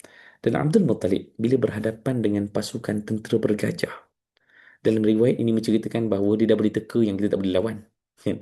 Macam mana nak kalahkan tentera bergajah, kan? Dan ketika itu dia mewakili Arab Quraisy yang bermastautin di Mekah, honor kepada Kaabah ni, bertemu dengan Raja Abraha. Dan bertemu dengan Raja Abraha. Dalam riwayat menceritakan Abraha kagum. Dikatakan Abdul Muttalib ni orangnya tinggi, segak, kata-katanya halus. Orang Arab ni memang terkenal dengan ciri tersebut. Kan? Saya yakin kalau kita ni jumpa Abu Jahal pun mungkin kita kagum kot. Ya, sebab memang rupanya rupa yang handsome, gagah, petah berkata-kata. Jangan bayangkan Abu Jahal tu macam dalam filem ya. Muka hodoh, pendek, ketot, cakap mulut macam apa? Tukumat kamit kan. Sedangkan yang sebenar-benarnya disebut dalam riwayat, orang-orang Arab jahiliah ni, ketua-ketua mereka tu semuanya ada ciri-ciri ketua yang dikagumi. Kan? Sebab tu Abrahah jadi terkagum dengan Abdul Muttalib sampai dia berdiri. Dia turun daripada singgasana dia. Mungkin ada kemah dia bina ke apa kan. Maka dia turun daripada kemah tu, dia kagum melihat Abdul Muttalib. Kan? Dan dipuji Abdul Muttalib. Bahkan ditawar kepada Abdul Muttalib kerana kagum sangat dengan Abdul Muttalib. Ditawarkan kepada Abdul Muttalib, berikan aku apa saja permintaan, aku akan kabulkan. Kan? Tentulah sangkaan Abraha, Abdul Muttalib akan cakap, tak payahlah musnahkan Kaabah, pergi balik. Kan? Mungkin itulah permintaan dia. Tapi alangkah kecewanya Abraha bila Abdul Muttalib jumpa Abraha dan dia hanya menyebutkan, Inni ana rabbul ibil wa innal bait rabban sayamna'uhu. Kan? Ya, Abdul Muttalib sebut kepada Abraha, aku ni adalah tuan unta-unta ni. Sebab ceritanya ada 200 begitu ekor unta yang dimiliki oleh orang Mekah yang dirampas oleh Abraha. Sebab dia datang ke pinggir Mekah kan. Kambing-kambing ini dekat Padang Ragut yang di pinggir Mekah lah. Maka diculik kan. Dicuri oleh Abraha. Abdul Muttalib dia pergi jumpa Abraha hanya untuk claim balik haiwan-haiwan tu. Kan? Alangkah kecewanya Abraha. Rupanya itu. Kan? Tapi dia ada cerita yang ada pandangan yang unik nanti saya share kat ujung nanti. Okay? Ada pandangan yang memberikan sudut pandang yang sebaliknya. Tapi dalam kes respons ataupun um, ibrah umum daripada cerita ni dalam kebanyakan kitab sirah akan banyak mengutuk Abdul Muttalib kan, betapa teruknya dia kan. Kenapa dia minta unta je kan? Antara tafsirannya adalah sebab dia dah tahu dia tak boleh lawan pun kan. Dan kata-kata dia tu sangat sangat sangat besar sebenarnya bila disebut Kaabah ni al-bait, ada Tuhan yang menjaga dia kan. So dia agak agak agak besar juga kata-kata tu kan, agak gusbam juga kita mendengar kata-kata tu, kerana ia menyedarkan Abraha bahawa Kaabah ni dia bukan semata-mata kerana Makkah, ia kerana ada Tuhan yang pelihara Kaabah kan. Di sisi Nabi SAW, Nabi akan menyebut kalimah itu dengan penuh keimanan lah kan, sebab kita percaya Allah Ta'ala yang pelihara Kaabah itu kan. Tapi di sisi Abraha, antara tafsirannya adalah kerana dia pengecut lah kan. Tapi dia cerita sebaliknya, nanti saya sampaikan. Okay. um, Kita pula dah habis dah. Okay. um, Tuan-tuan tahu tak, ada satu sudut pandang yang menarik tentang Tayran Ababil Taramihim bihijaratin min sijil. Kerana kita faham selama ni dalam sirah, ceritanya agak simplistik juga, iaitu Abraha datang menyerang Kaabah. Sebelum Abraha sempat memusnahkan Kaabah, dia akan nampak burung-burung yang berkawan-kawan datang kepada dia sambil memegang batu-batu yang berapi kan, yang didatangkan daripada neraka. Dan dalam riwayat yang lebih terperinci menceritakan ada 3 batu. Setiap burung terbawa ada 3 batu dan dilemparkan satu demi satu kepada tentera Abraha. Faja'alahum ka'asfim ma'kul. Maka mereka tu bila terkena saja batu-batu berbara api ni yang datang daripada neraka ni, mereka akan hancur sebagaimana makanan yang dikunyah oleh unta-unta. Kan kalau haiwan makan, tak tahu haiwan apa, kambing lah kot kat tempat kita kan. Kambing kalau makan, saya baru je pergi tengok kambing minggu lepas dengan anak-anak. Kambing ni bila kita bagi dia makan, dia akan ada terkeluar-keluar sikit kan, dia makan tak tak kemas sangat lah kan. Yalah, dia tak kepung lah semua rumput, daun daun dan juga tu kan, sayur-sayuran tu masuk dalam mulut dia. Ada yang terkeluar kan, ada rumput-rumput, daun-daun yang terkeluar kan, dan yang terkeluar tu dia saki-baki yang hancur kan. Itu adalah asfim makul. Itulah maksud asfi makul. Betapa hancur lumatnya tentera Abraha. Tapi ada beberapa tafsiran yang akan memberikan kita sudut pandang yang berbeza. Iaitu ada yang menceritakan, dan ini tafsir, ini bukan mana orientalis ataupun orang macam saya yang pandai syarahkan. Ini adalah ahli tafsir.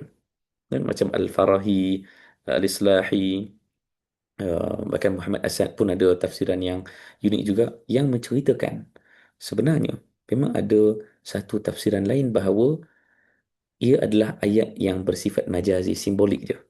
Sebenarnya Tayran Ababil, dia adalah majazi. Dia bukan burung sebenar, tapi ia adalah batu-batuan berapi yang dibaling oleh orang-orang Mekah. Dan kata-kata Abdul Muttalib tadi adalah kiasan je. Itu adalah helah dia. Ya, dalam perang ni kena berhelah kan. Itu adalah helah dia untuk buat Abraha jadi complacent, jadi relax kan. Sebab dia tahu orang Mekah takkan lawan dia. Rupanya orang-orang Mekah sudah pun berkumpul di belakang bukit namanya Muhassin. Dan di belakang bukit ni orang-orang Mekah dah berkumpul, orang Quraisy berkumpul, dan di tangan mereka ada batu-batuan yang akan dibakar, yang akan dilemparkan kepada tentera bergajah ni. Ini tafsiran ini daripada tafsir Quran ni. Tafsir Al-Farahi dan Al-Islahi antara yang saya rujuk kan. Sekarang nak bagi tahu bahawa pandangan tu ada. Kalau tuan-tuan dengar dekat luar sana, jangan rasa ini semua orientalis lah. Sebab ada memang orientalis sebut kan.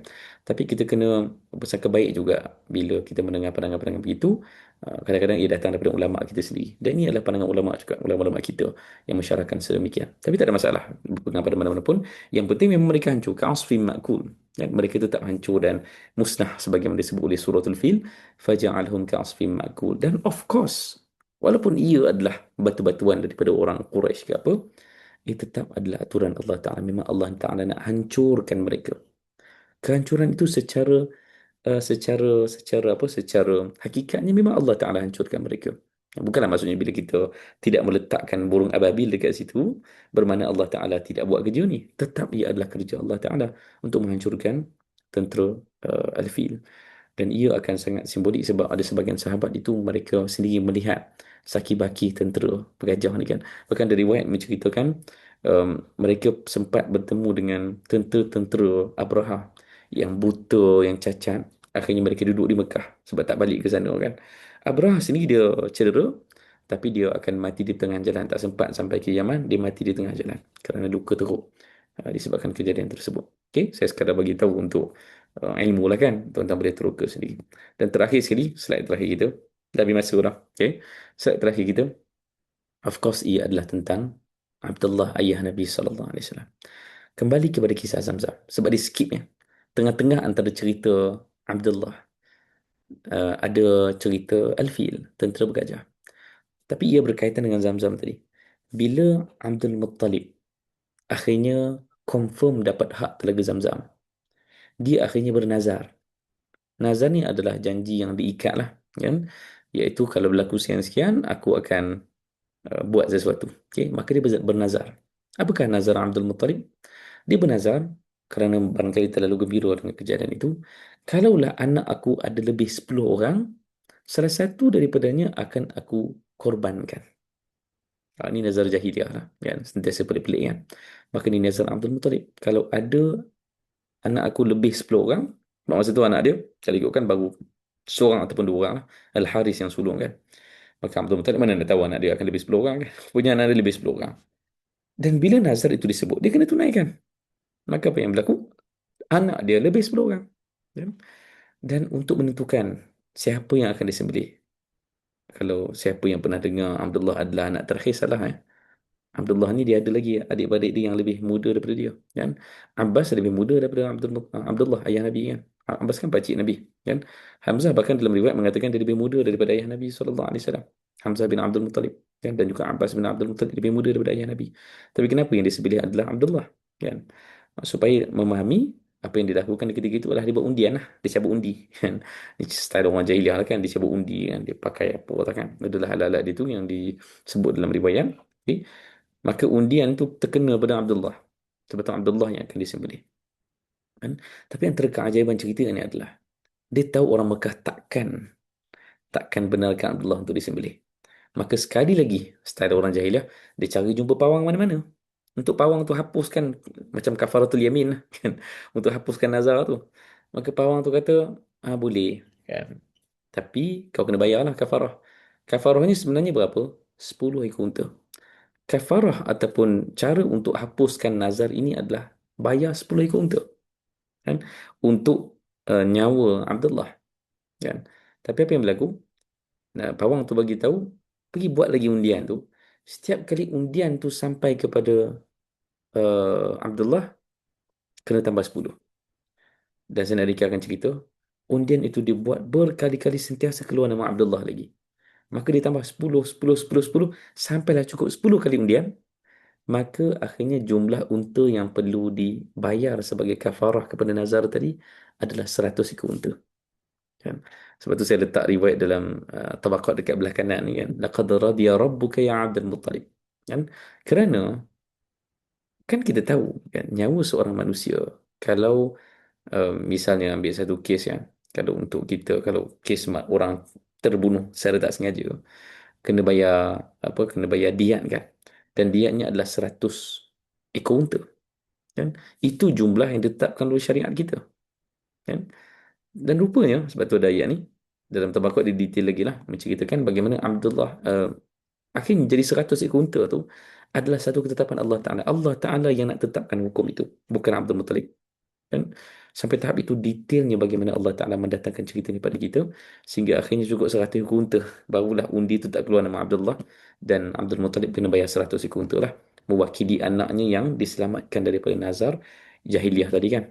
Kalau tak dia kena sembelih. Kan? Sebab tu dalam satu riwayat, walaupun riwayat ini dhaif sebenarnya, saya tak jumpa ada muhaddis yang mensahihkan riwayat ini, riwayat dhaif, tapi dalam sirah ada keringanan untuk menerimanya.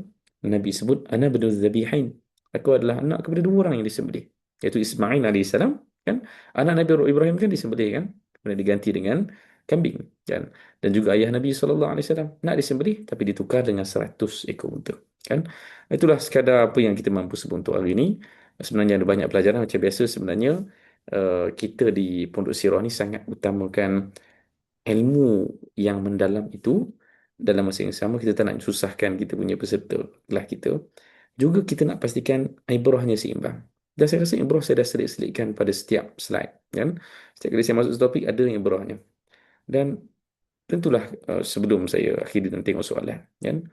Umumnya kita dapat belajar satu satu apa ya? Satu silsilah yang sangat luar biasa. Bayangkan Nabi akan dilahirkan daripada keturunan ni. Bayangkan Nabi akan tahu ayah dia adalah Abdullah, atuk dia adalah Abdul Muttalib, kan? Um, moyang dia adalah Hashim, dan sampai ke atas tu ada kaitan dengan Nabi Ismail, ada kaitan dengan Nabi Ibrahim alaihissalam. Tidakkah ini akan memberikan kesan langsung kepada jati diri Nabi sallallahu alaihi wasallam? Sebab tu kita melihat kehalusan planning rancangan Allah Taala untuk melahirkan Nabi terakhir ni, Khatimul Anbiya, akan lahir daripada keturunan yang sangat luar biasa ni. Tidak ada manusia di muka bumi ini yang setanding dengan Nabi sallallahu alaihi wasallam dari segi keturunan. Tidak ada. Kan? Sebab tu kita berbangga dengan cerita ni, tapi tidak berlebihan. Tetap kita akan cakap kalau ada hadis yang mengatakan Abdul Muttalib itu kufur, bahkan ada riwayat yang mengatakan Abdul Muttalib itu kufur kepada Allah Taala, maka kita akan kufurkan. Kita bukan anggap memuliakan mereka ni sampai kita anggap mereka ni muslim semua, kan. Kalau benar mereka kufur, maka mereka kufur. Tapi kita akan sebut bahawa ini adalah rancangan Allah Ta'ala yang maha teliti. Khabirun, Allah Ta'ala itu alimun khabir. Sangat mengetahui, maha mengetahui dan maha teliti perancangannya. Ya? Itu antara pelajaran umum yang kita dapat pada malam ini, insyaAllah. Jom kita tengok soalan yang ada daripada awal tadi saya tengok pun. Ramai juga pada 150 orang. Saya akan tengok soalan dulu ataupun Irfan akan masuk. Kalau Irfan tak masuk, saya terus tengok soalan. Okay, jom kita tengok soalan apa yang ada. Bismillah. Okey. Sana. Mm-mm. Mana soalan? Soalan pertama adalah macam mana agaknya Hashim sebarkan nafsu masa nak promote Mekah tu ya? Wallahu alam, riwayat tak ada. Kita hanya boleh membayang-bayangkan lah kan macam mana Hashim akan pergi ke sana sini, kan. Dia akan offer lah, kan. Dia akan offer lah apa nama ni, offer MOU tu, kan, sebagaimana uh, PMX kita ke ataupun mana-mana presiden, Perdana Menteri mana-mana negara pun dia akan sentiasa call, kan. Itu adalah politik, kan, dan ia adalah satu seni yang sangat hebat lah, kan. um, okay. Masya Allah, Puan Nazar pernah nampak Telaga Zamzam tu, ya. Masya Allah. Okay. 91. Yes, setahu saya memang fasa tu lah, kan, 1980-an yang exactly kerajaan Saudi yang betul-betul tutup telaga tu. Maka beruntung saya pernah tengok. Bahkan mungkin Puan Azhar pun pernah sempat kot tengok tempat sa'i yang terpisah daripada masjid. Kan? Itu sangat ajaib lah. Saya pun yang sempat nampak, kan, tempat sa'i yang terasing tu daripada Masjidil Haram, kan. Okay. Ustaz Adin ada. Risau pula kita Ustaz Adin ada ni. Terima kasih Ustaz Adin join. Yes, sebenarnya riwayat memang merujuk kepada Yaman. Uh, Mahmud tu saya tak tahu kalau ada kaitan dengan Mehmet. Tapi menarik, kan, kalau nak explore benda tu. Sebab bahasa ni dia menarik. Saya rasa kebanyakan ilmu dalam sirah ni kenapa dia best, sebab dia macam tidak ada sempadan tau. Bila sebut pasal budaya, dia akan ada kaitan dengan bahasa, dia akan ada kaitan dengan sejarah, dia akan ada kaitan dengan perjalanan manusia ke seluruh lokasi, kan. So menariklah kalau nak explore lagi. Okay. Kalina pun ada malam ni, insyaAllah. Terima kasih Kalina masuk. um, Terima kasih. Terima kasih.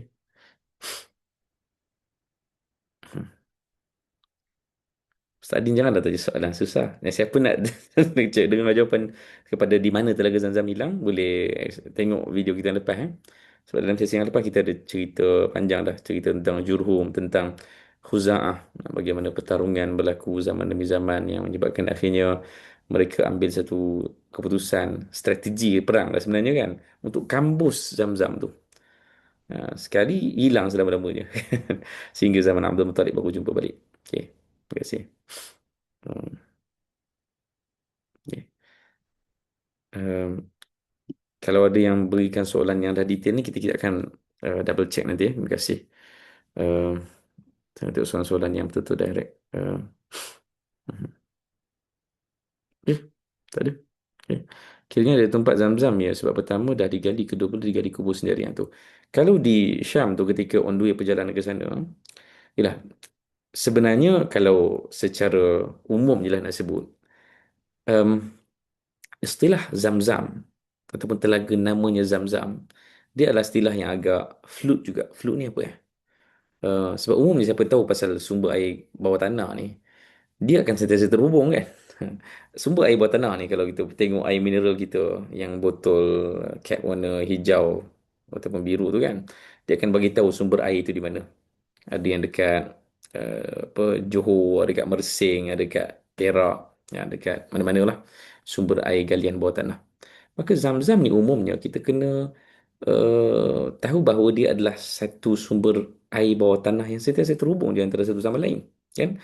Tapi ikutlah definisi itu, sama ada kita nak menamakan Zam-Zam itu khusus untuk yang ada pada galian pertama Abdul Muttalib saja, ataupun dia adalah mana-mana telaga yang akhirnya uh, terhubung dengan sumber air tersebut, kan?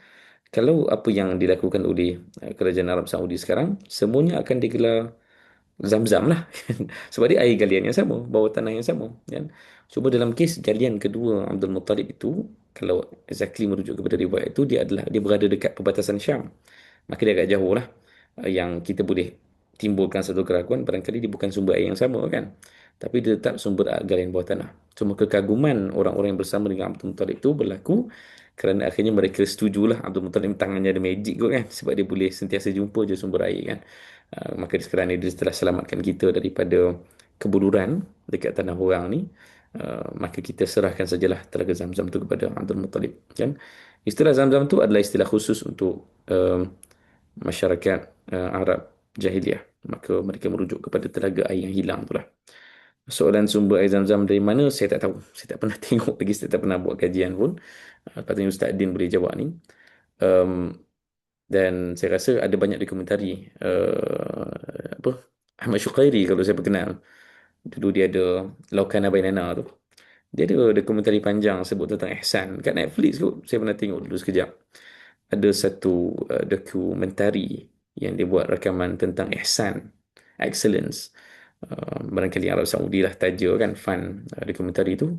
Salah satu daripada episod tu saya rasa cerita tentang Zam-Zam, dan saya cadangkan kalau siapa yang nak tahu detail boleh tengok dokumentari itu.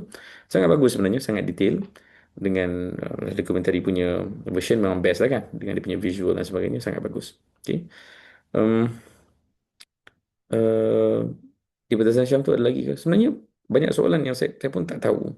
Termasuklah masa Nabi pergi Tabuk, Nabi jumpa air juga kan. Jadi banyak benda-benda yang ada kaitan dengan ada ke tak ada ni. Dari sudut sirah ada, tapi dari sudut sekarang adakah hak yang berbaki itu tinggalan saja ke?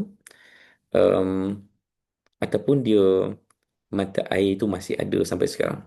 Sebab setahu saya lah yang kawan-kawan Mutafi sebut, sebagai tempat tu yang ada adalah bekas tinggalan, ataupun ada yang bekas tinggalan yang air itu adalah air yang man-made. So dia buat air pancuran je kan.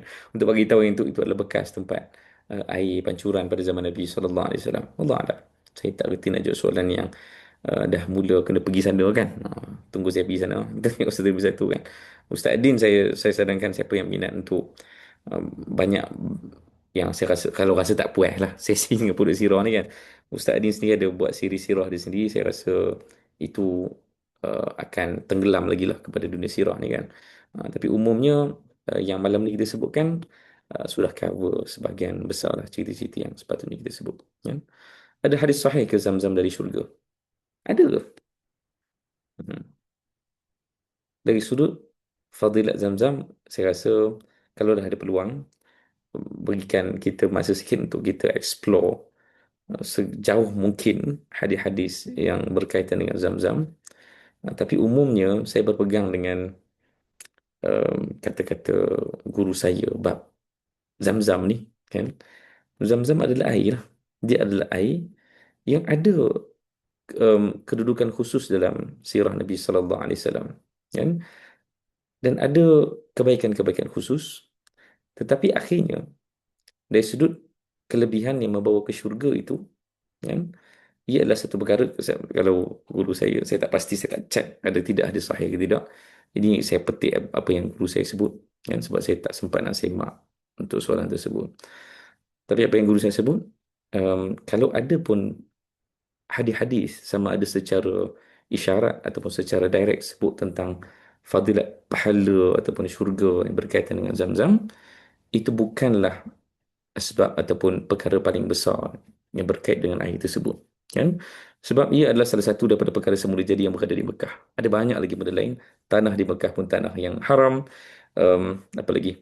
Udara-udara di Mekah pun adalah udara yang suci.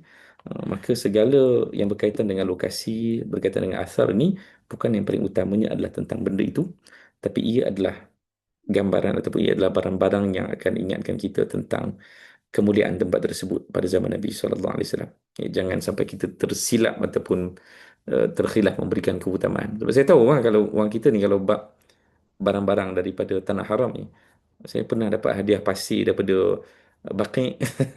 Saya simpan lagi kat rumah saya ni. Pasir apa tanah daripada Baqi' kan. Orang Saudi kalau sebab tu orang Saudi banyak tutup tempat ni kan sebab orang kita kadang suka benda tu kan. Air Zam-Zam pun berapa ramai orang yang buat perniagaan air Zam-Zam ni dengan macam-macam fadilat yang dia reka-reka tentang Zam-Zam kan. Sembuhkan penyakit-penyakit ni. Maka di akhirnya kita tersasar daripada tujuan utama kita menghargai perkara tersebut. Itu yang saya nukil semua daripada guru saya dalam keadaan saya tidak cek betul-betul lah apakah memang tidak ada fadilat khusus yang disebut dalam mana-mana nas. Setakat ni saya tak pernah tahu dan jumpa. Okay, terima kasih. Yes, kajian molekul tu real. Memang saya pun pernah tengok air zam-zam ni ada keunikan tersendiri. Barangkali sebab dia limestone kan, sebab di Mekah ni dia banyak, dia bukan macam tempat kita. Kita ni bercampur dengan tanah gambut dan sebagainya kan. Dan saya pernah tengok dokumentari tersebut dan kajian tersebut. Ada ketah kajian dan sebagainya tentang air zam-zam. Tapi tetap ia adalah kalau esok satu hari satu masa nanti, cuba bayangkan ini hypothetical lah. Kalaulah zam-zam tercemar, adakah iman kita akan luntur? Ya. Kalau zam-zam tu tercemar, macam kita Sungai Langat kita tercemar, Sungai Kelang kita tercemar kan. Banyak sumber air kat Malaysia ni tercemar kan. Kalaulah esok air zam-zam tu tercemar, atau macam dia sebab lah, iman kita tak akan berkurang walaupun sedikit. Kan? Sebab ia hanyalah kesemula jadian alam ciptaan Allah Ta'ala yang terdedah kepada macam-macam kejahatan tangan manusia ke, kita yang rosakkan ke apa kan. Sebab macam-macam kan, ada banyak industri di sana yang berkembang pun, yang kita boleh jangkakan kalaulah berlaku benda-benda buruk, kebocoran ke apa, akhirnya dia akan merosakkan lah air zam-zam itu sendiri. Dan itu tidak akan mengurangkan sedikit pun keimanan kita. Kan? Wallahualam. Terima kasih. Cukup lah. Banyak sangat ni.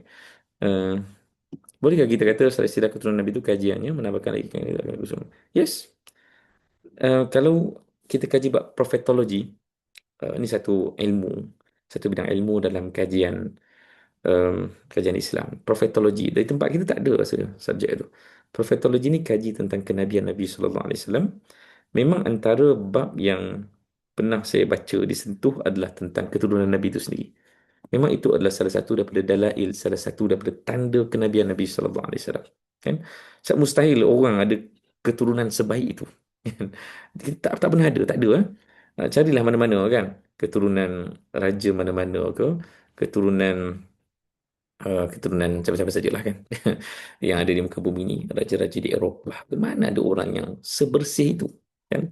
Sampai Nabi sebut dalam sebuah hadis ni, riwayat Al-Hakim sebut dalam Al-Mustadrak, menceritakan bahawa Nabi SAW dilahirkan oleh dua orang yang suci, yang tidak pernah tercampur mereka ini dengan kerusakan jahiliah. Kan? Ada macam-macam tafsiran dan syarah kepada hadis tu, tapi umumnya ia menceritakan kita bahawa itu tanda Nabi itu Nabi. Kan? Kerana Allah Ta'ala yang design segala keturunan tu. Allah Alam. Okay, terima kasih soalan dan terima kasih semualah yang bersama dengan kita malam ni. Ramai 130 orang dah ni. Saya nak pass semula kepada Irfan. Saya tunggu lama tu. Silakan. Baik, Alhamdulillah, syukur Alhamdulillah. Sesi yang sangat bermanfaat, yang sangat membuka mata kita semua. Sebab kita jelas dalam 160 tadi, lebih kurang dalam 160 orang tadi, pengetahuan dan tahap ilmu setiap orang itu berbeza. Kan? Dan cara penerimaan ilmu itu juga berbeza. Jadi kita meraihkan semua yang ada di dalam komuniti Pondok Sirah ini, sebab kita ada banyak persoalan ataupun kita ada banyak tanda tanya ataupun banyak gap yang kita masih lagi perlu isi untuk kita memahami lebih lagi, untuk kita mendalami lebih lagi tentang baginda Nabi SAW. Ni saya kira masih lagi baru permulaan. Kita tak masuk lagi topik kelahiran Nabi SAW. Kita masih lagi, orang kata, kita katakan apa Ustaz? Ke belakang. Kita ambil daripada kelahiran Nabi SAW itu, kita ke belakang. Kita dah ada lebih kurang 6 sesi, kalau tak salah saya. 6 sesi untuk cerita tentang Nabi SAW ni. Jadi itulah tujuan yang kita adakan di Pondok Sirah ini. Bukan semata-mata kita nak mendalami, tetapi kita nak mengambil ibrah. Kita nak mengambil pengajaran. Apa yang boleh kita bawakan dalam kehidupan kita? Apakah ilmu, apakah setiap ilmu yang kita dapat di dalam Pondok Sirah ini akan memberikan impak dan kesan kepada perjalanan kehidupan kita semua, insya-Allah. Okey, izinkan saya ambil sedikit masa sebab ramai lagi yang tidak tahu tentang perjalanan Pondok Sirah ni, dan sebenarnya untuk bulan 4 ni sebenarnya kita dah nak tutup, dan ada juga yang masih lagi nak bertanya ataupun masih lagi nak mendaftar. Sebab perjalanan yang kita adakan di Pondok Sirah ni, dia sifat dia sifat ataupun perjalanan ni adalah setahun. Okey. Boleh nampak tak Ustaz? Nampak dengan jelas Alhamdulillah. So, kalau tuan-tuan dan puan-puan sertai cerita tentang Nabi SAW siri ini, tuan-tuan dan puan akan berjumpa dengan Ustaz Kubat saja. Tetapi untuk di Pondok Sirah sebenarnya kita ada Ustaz Lokman Makhtar. Minggu lepas topik tentang apa Ustaz? Minggu lepas saya tak ada kan? Kaabah, Kaabah. Tentang Kaabah. Tentang Kaabah. Kan? Uh, Banyak yang diceritakan oleh Ustaz Lokman sendiri. Dan minggu depan bersama dengan Ustaz Zainal Abidin, uh, kalau tak silap saya tajuknya adalah tentang bagaimana Nabi SAW berinteraksi dengan isteri. Kan? So inilah yang kita bawa dekat Pondok Sirah. 40 sesi sepanjang setahun ini, setiap Selasa pada jam 9 malam. Okey? Dan kita hadirkan 3 orang panel yang ada dalam ni. Nanti tuan-puan, saya tak cerita panjang tentang ni. Ustaz Kobat pun tak cerita panjang tentang ni. Tuan-puan, inilah perjalanan kita yang mana kita mengambil setiap kitab ini sebagai kita punya rujukan ataupun kita punya silibus. Tapi kita mudahkanlah. Tuan-puan tidak terus merujuk kepada kitab, tapi tuan-puan mendapat slide. Tuan-puan mendapat nota daripada setiap panel. Ini adalah hasil daripada setiap panel lah. Kalau Ustaz Khobat punya kelas, Ustaz Khobat sendiri yang hasilkan. Ustaz Lokman punya kelas, Ustaz Lokman sendiri yang hasilkan. Ustaz Zainal Abidin punya kelas, Ustaz Zainal Abidin sendiri yang hasilkan. Dan kita mudahkan untuk tuan-tuan untuk pelajari sirah sepanjang setahun ini. Dan sesi pada malam ini adalah sesi tambahan yang kita bawa masuk ke dalam Pondok Sirah dan kita adakan secara umum yang melengkapkan keseluruhan 4 sesi dalam perjalanan Pondok Sirah ini. Jadi inilah dia tuan-tuan. Suka untuk saya nak ceritakan setiap satu ni. Kalau Ustaz Kobat nak ceritakan setiap tajuk ni pun agak lama. Dan saya kira kita dah ambil masa, sebenarnya perjalanan Pondok Sirah ni kita dah ambil masa daripada sejak tahun 2025. Daripada pertengahan 2025, kita dah susun, kita dah rancang dan kita berjumpa dengan panel-panel yang selayaknya untuk kendalikan perjalanan Pondok Sirah ni. Dan tuan-tuan dan puan-puan, sebenarnya sesi kelas ini adalah sesi kelas setahun. Okey. Kalau ikutkan bayaran penuhnya adalah RM500 untuk 40 sesi sepanjang kelas. Ataupun kita sediakan satu lagi option yang lain adalah dengan bayaran ansuran. Dia bukan bayaran bulanan tuan-tuan. Bayaran ansuran ini adalah bayaran untuk memudahkan tuan-tuan menyelesaikan bayaran tahunan tersebut. Jadi kita sediakan satu plan untuk 10 kali bayaran. Tapi disebabkan ini adalah intake yang terakhir. Ini adalah intake yang terakhir. Selepas ni memang kita tak akan buka sampailah kelas berakhir pada bulan Disember nanti. Intake yang terakhir, kita akan sediakan diskaun RM100 bermula daripada malam ini sampai 31 Mei nanti. Yang mana tuan-tuan yang masih belum sertai yang dah sertai, yang dah join daripada awal bulan Januari, tuan-tuan memang dah layak untuk akses ke semua kelas. Tuan-tuan hanya buat bayaran penuh RM400 ataupun tuan-tuan buat bayaran bulanan tu memang cukup-cukup sampai Disember. Dia macam bayaran bulanan RM50 setiap bulan daripada bulan April ni sampailah bulan Disember nanti dengan 8 kali bayaran. Dan inilah tuan-tuan Kalau tanya kepada semua yang sertai Pondok Sirah ni, uh, berapa banyak bonus dah sebenarnya. Dia antara dua je. Tengok dengan tak tengok je. Ini adalah kelas-kelas yang sediakan juga. Yang mana Tuan dia adalah additional. Dia adalah tambahan yang Tuan boleh tengokkan juga. Dan Tuan pun yang join CTN ni ataupun cerita tentang Nabi SAW ni, Tuan pun dah dapat akses dah daripada Sirah O'Clock yang kita sediakan dalam PDF. Taumpan dah boleh tengok kat situ. And then ada lagi bonus-bonus yang lain seperti Sirah Isra Mi'raj, daripada hijrah ke kalender Islam. Okay. Dan ini adalah saya tunjukkan bagaimana setiap pelajar Pondok Sirah dapat akses. Memang kita sediakan satu link sahaja untuk tuan-tuan puan tengok semua. Dia sangat kita mudahkan untuk tuan puan dapat akses keseluruhan kelas dengan mudah dan lancar, insyaAllah. Okey. So, ini pun saya tak perlu ceritakan dengan lebih lengkap lagi. Jadi, tuan-tuan dan puan-puan, inilah perjalanannya. Saya tunjuk jadual kelas. Okey, pendaftaran akan kita buka semula. Sebenarnya kita dah off lama. Daripada bulan Ramadan itu kita off. Dan ada yang bertanya, ada yang nak ajak kawan dan sebagainya. Siapa-siapa pelajar Pondok Sirah yang nak ajak kawan, boleh digalakkan. Okey, tuan-puan boleh daftar melalui link yang saya akan berikan dalam grup WhatsApp ataupun dekat ruangan komen, insyaAllah. Kalau saya tak daftar, saya nak join juga kelas bersama Ustaz Kubat. Macam mana? Joinlah ini, tuan-tuan. Sesi setiap bulan ini, saya sangat-sangat galakkan tuan-tuan. Ini adalah akses yang sangat-sangat berbaloi. Setiap bulan secara percuma, tuan-tuan hanya perlu sertai saja. Ada rakaman, ada nota. Kita ada lebih kurang 600 orang dalam grup WhatsApp tersebut. Okey? Tetapi sangat sayang kalau tuan-puan lepaskan peluang tu, orang kata lepaskan peluang tu sesaja je. Sebab ramai lagi sebenarnya yang nak masuk grup tersebut. Okey, kita akan cuba untuk penuhkan sebab grup WhatsApp ni hanya limit dia hanya 1,000 orang saja. So kita akan cuba penuhkan kepada 1,000 orang. Kalau selepas ini dah penuh dan ada yang tidak memberikan komitmen, mungkin kita akan mengambil jalan untuk kita start remove siapa-siapa yang tak aktif. So ambillah peluang tersebut. Okey?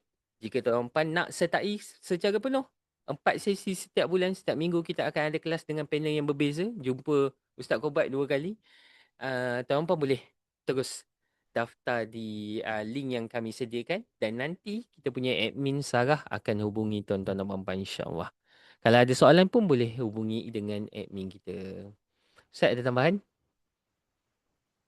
sebagai penutup? Tidak ada. Saya sangat sangat happy lah. Malam ni ramai mengambil tu ni kan. Dan Alhamdulillah. of course sebagai pengajar ni mungkin Tuan Irfan tadi sudut yang diceritakan tu nampak macam promosi kan, tapi jauh di sudut dah hati Cik Irfan ni adalah harapan kami jugalah yang mengajar ni kan, sebab um, kami sangat happy untuk share macam-macam topik sirah ni. Dan Pondok Sirah ni jadi apa, jadi platform lah untuk mengumpulkan guru-guru sirah ni. Daripada awal lagi saya sebutkan Cik Ifan pun, saya nak Pondok Sirah ni jadi pondok betul ya. Kan? Sebab saya rasa geram kat luar sana, kadang-kadang kita mengisi kat mana-mana tu selalunya tak dapat lepas. Kan? Selalu tertahan-tahan kerana macam-macam faktor lah kan. Masa dan sebagainya. Dan saya sebut, saya tak pernah habiskan siri sirah saya dekat mana-mana pun. Selalu semua tak sempat habis kan. Lepas tu pindah surau lain, pindah masjid lain. Maka saya harap Pondok Sirah lah jadi tempat yang dapat memuaskan hati. Nafsu mengajar sirah ni kan akan dilepaskan di sinilah. Terima kasihlah Pondok Sirah. Macam terima kasih kat diri sendiri kan. Terima kasih pada Pondok Sirah kerana sediakanlah tempat ni kan untuk kita semua, insyaAllah. Okay. Allah Alam. Terima kasih. Okay, baik. Alhamdulillah. Ada satu soalan. Untuk pelajar pondok-pondok sirah yang sebelum ini, bagaimana dengan konsep bayaran dan sebagainya? Untuk konsep bayaran dan sebagainya, kita ikut pada yang asal. Untuk yang tadi saya ceritakan tadi adalah mengikut kepada siapa yang baru daftar. Sebab mereka ni adalah pelajar-pelajar yang dah terlepas untuk sesi bulan 1, bulan 2, bulan 3, kan. Jadi untuk pendaftaran intake yang saya sebutkan sebentar tadi, untuk yuran penuh 400, untuk RM50 tu hanya 8 kali bayaran sahaja.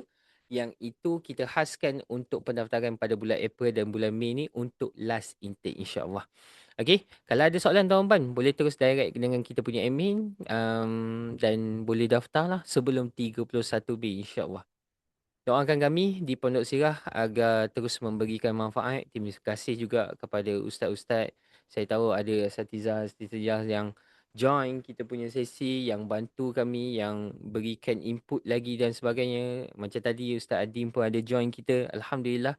Doakan kami agar perjalanan Pondok Sirah ini dapat memberikan kebaikan dan manfaat yang sebaiknya buat ramai orang, insya-Allah. InsyaAllah ada rezeki kita berjumpa lagi untuk sesi minggu hadapan bersama dengan Ustaz Zainal Abidin. Selamat malam. Assalamualaikum. Jumpa lagi.